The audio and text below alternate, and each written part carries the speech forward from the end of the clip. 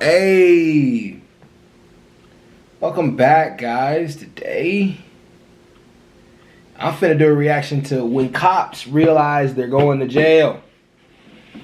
When cops are going to jail. Yes, this cop is gonna get owned. Let's watch it. Y'all subscribe, turn on post notifications, smash that like button, and let's get it, let's go. Countless examples of corrupt, evil, and even criminal cops. But what happens to cops who actually get caught? These are 4 examples of cops who realized they were going to jail. Starting with Tyler Moody, who is about to get the shock of his life after being brought into the interrogation room. Have you offered your resignation or not? I can keep my job or not. Well, you can't keep your job, okay? An inmate charged with murder was discovered with a mobile phone and charger. When questioned, Tyler immediately folded and confessed to what he'd done. He expected to just get fired, but he was about to discover providing contraband comes with a much bigger punishment. With every citizen that we have the privilege to serve, and you betrayed the trust of the brave and selfless men and women that you worked alongside for nearly 3 years. So as of this moment, you're under arrest for bringing a prohibited item, a cell phone, into a correctional facility. That's a 3rd-degree felony. Providing a prisoner with a mobile phone carries a sentence of 1 year in prison. And that's exactly where Tyler is right now, serving it in exactly the same place that he used to patrol as a cop. But unlike Tyler, Stephanie Lazarus didn't get off nearly as easy. Man, wow. So you can, if you give a prisoner a cell phone, you can spend a year. I know he was sitting, I know his stuff was dropping into his booty hole. Like, dang, I'm about to go to the place that I was being a correction officer, and that sucks, man. Well, at least the guy you gave a cell phone might be cool with you in there, so he might have you back. So he might not be that bad. Stephanie Lazarus, I got this weird feeling she was sleeping with one of the inmates. Here we go. Now you're accusing me of this? Is that what you're saying? After decades of investigations, DNA evidence revealed that Stephanie was very likely the culprit of a murder committed in 1986. Oh, man. Because of the high-stakes nature of the case, the detectives made sure to meticulously plan this interrogation. And it's creepy because if you look at her eyes, you can tell she has like these. This is crazy. She is creepy. She's like a murderer. She got murder eyes. I don't know. It's weird. You know how like when somebody comes back from war. Or like if y'all don't know if you ever known somebody that's been at war, but like look at her eyes, like it's like a lack of blinking, like a lack of like it's like a extreme focus on things, like they call, I know like in the military they call it the 50-yard stare, like it's like that person has done something in his life or her life, you know, whatever, and I feel like she has that. Stephanie was a really successful detective herself, and she had recently received recommendations for her good work on a theft case. So the detectives used this and brought her in under the guise that they needed help with a case. I don't want to talk about this. Even more of a reason to think she's a murderer because she's a really good detective. So like it takes one to know one, so she knows them, so she's good at catching them.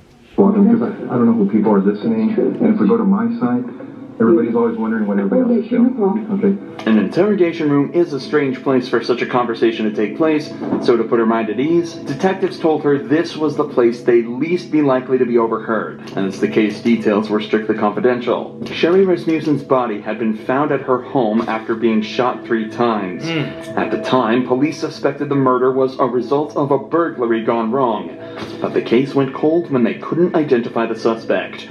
However, 23 years later, when revisiting the case, detectives found evidence that led them towards Stephanie, a girl who had been trapped in a love triangle with Sherry and her husband, John Rutten. So the detectives decided to bring up John's name to see how she'd react. Are you guys friends? Close friends? Yeah, we're very close friends. I mean, what's this all about? It's a case we're working on. It involves John, and in there's notes and stuff that he knew you and stuff. Oh, yeah. I mean, we were good friends. Lived in the dorms for 2 years. Let me guess. You're thinking about going to therapy. And as a therapist myself, of course I'm going to say that's a great idea. Years. Was there ever any relationship or anything that developed between you guys? Yeah, I mean, we dated. Uh-huh. You know, I mean, What's this all about? Well, it's relating to his wife. Both the detectives and Stephanie have tried to seem as friendly and relaxed as possible around each other, but Stephanie is obviously starting to get very anxious at this point. Even though the detectives gave a somewhat believable excuse, she is now in an interrogation room faced by two detectives being questioned about a girl she supposedly murdered 20 years earlier. Her breathing has become faster, and her language is defensive, and her movements have become more erratic. And you're right. I mean, if you guys are claiming that I'm a suspect, then, I got a problem with that. Okay. Okay? So, if you're doing this as an interrogation, you're saying, hey, I'm a suspect. Well, now I got a problem with, now you're accusing me of this? Is that what you're saying? Nobody accused you of anything. Obviously, you know about all the DNA stuff and things of the nature that, gets done on cases nowadays. If we asked you for a DNA swab, would you be willing to give us one? Maybe. Oh, man. Now, Just because She low-key confessing to the murder. Oh, my God. Keep your mouth. Just say yes. Like, okay, yeah, we got you. Like, whatever. But, I mean, if it's a swab, dang. Like, now you caught. She look at her face. That face look like somebody who's a serial killer. It's crazy. I probably need to talk to a lawyer. Stephanie chooses to provide DNA evidence, hoping her willingness to help out would ultimately prove her innocence. But, unfortunately for her, just 5 minutes later, the detectives decide they've heard enough and put her in cuffs. Months later, after a long and arduous trial, a decision was made by the jury. We, the jury, in the above entitled action, find the defendant, Stephanie Eileen Lazarus, guilty of the crime of murder of Sherry Rasmussen. We further find the murder was of the first degree. Stephanie was sentenced to 27 years in prison after being hit with a single felony charge of first-degree murder. But to this next cop, Jalen... That's crazy. That's really crazy. That's crazy. Fleer, a single felony charge looks like child's play. Can I ask, is this something I should have lawyers on? In April 2020, San Diego police received tips that a man had been engaging in with a local child. Oh my God! Oh no! Man, he ain't even gonna get 27 years. Probably gonna be a lot less, but that's nasty. Investigation led directly to Jalen and a mountain of questions that desperately needed answering. So, I know that I have a lot to delve into, but I really want to get to know you first, if you don't mind. Okay. So, I'm going to lean back and get comfortable. Just because... Are you comfortable? Do you want to take off your duty belt? No, I'm good. Okay. Can you tell me a little bit about your upbringing? Yeah, so... I will ask what this is about? Yeah, so we're looking into some allegations that were made. We're kind of... It started with a Crime Stopper report, so we're just kind of going from there. We did receive a picture that, when we looked into it, it looked similar to you. So I don't know if you can take a look at the picture and just tell me if you've seen this picture before. Oh, I have like 15 million things here. Okay. As soon as the allegations are brought up, Jalen becomes visibly stressed. He leans forward tentatively in his chair, clasps his hands together softly, and clenches his jaw. It's obvious he's worried about whatever he's about to be shown. He is guilty, but just because people do that doesn't necessarily mean they are guilty. Some people do that because they're nervous about what's about to happen. If you're being accused of something, a lot of people get nervous when they're accused of things that they didn't do. Some people can get nervous when they didn't do it and when they did do it. So you gotta be on fair with this. But of course he did it because the video all is about cops who got in trouble. So let's see. The detectives have made it clear that he is not currently being detained and is free to leave at any time. However, she is making a noticeable effort to make him feel relaxed, using a bubbly and friendly persona to put him at ease. So this picture right here. Yeah, that's definitely me. The gross one. Okay, so this picture right here, how old were you when it was taken?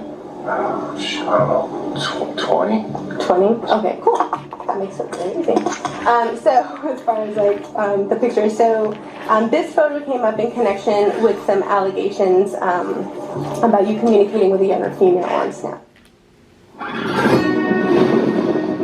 Since the dawn of baseball, every player has honed. Okay. Can I ask, is this is something I should have lawyers on. Jalen is starting to seem more and more stressed. He begins to sway in his chair more and becomes more closed off with his answers.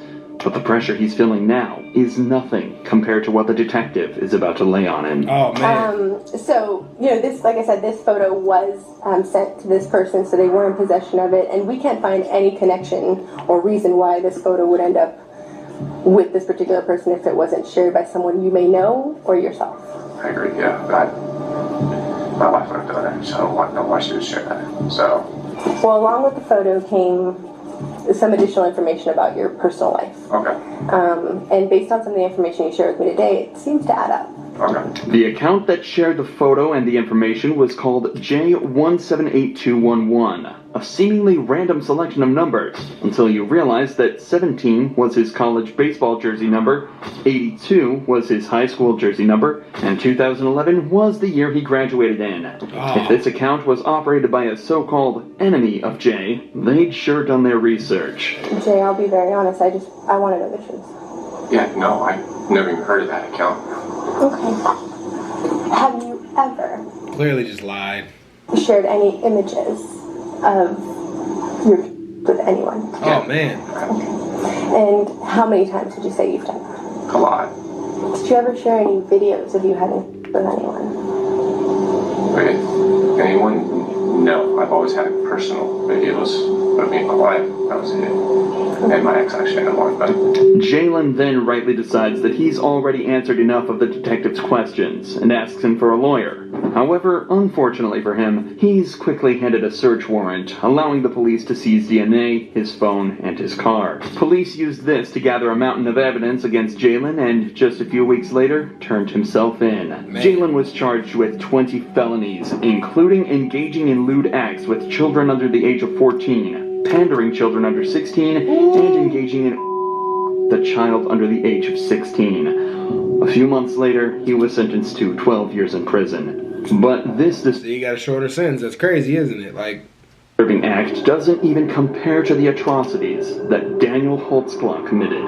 this Daniel Holtzclaw story isn't fair, though. I've heard of this one. This one, like, he was accused by a bunch of women of doing certain things, but, like, there's no evidence to prove that he was ever there. There's a lot to this case. Like, there's a lot to this. But I wonder if they're going to touch it, but let's see.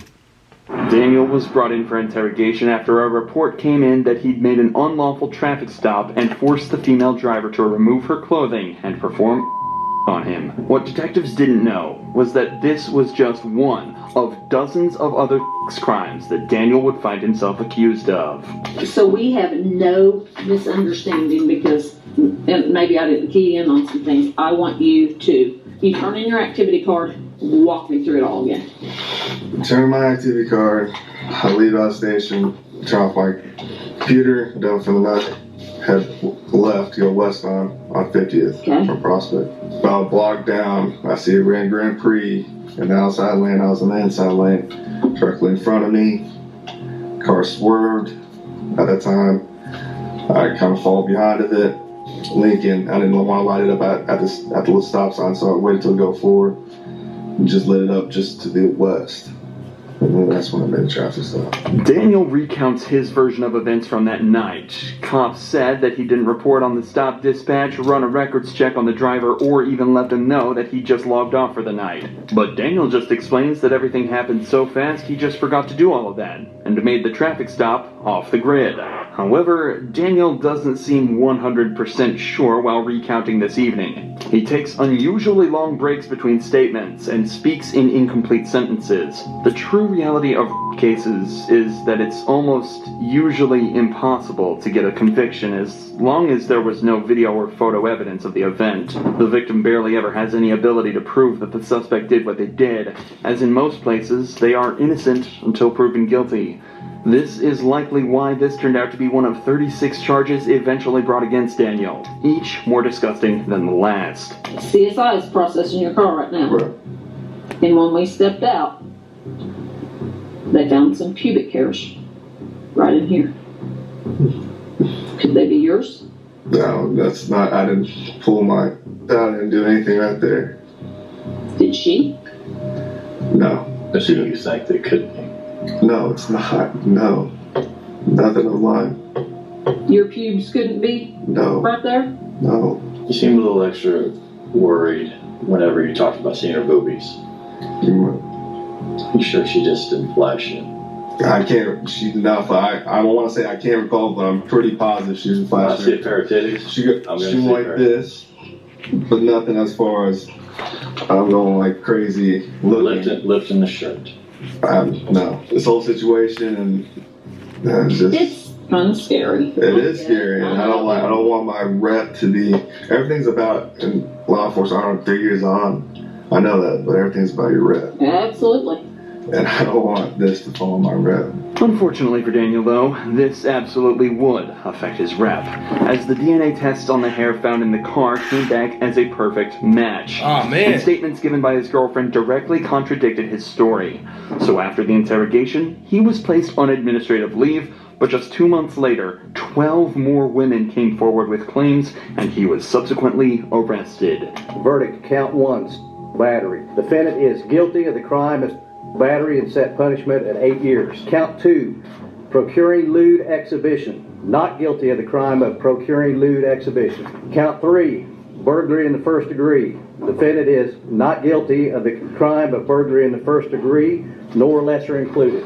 Count 4, procuring lewd exhibition. Defendant is guilty of the crime of procuring lewd exhibition, and punishment is set at 5 years. Daniel was found guilty on 18 of the 36 charges and sentenced to 263 years in prison without the possibility of parole.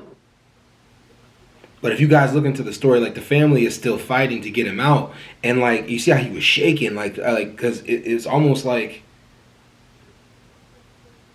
I don't know, it was weird. It was like a lot of that was there's a lot to that story that's weird, but like I don't fully believe that he was all the way guilty on that. And yeah, I don't know. You guys should do some research on it. It blew my mind, but it goes to show like a claim can get you in trouble, can get you a lot of trouble just a claim. But yeah, and if you know the media, like, a lot of people will come out and start making claims, but I don't know 100%. I don't know. It could be true, could be not true. Like, but there was just a lot to the story. I can't fully remember what happened, but I know there was a lot to that story that didn't make sense. Things contradicted on his end, but things also contradicted on the other end too. What the girls were saying happened, you know. But anyways, all right, y'all. Peace.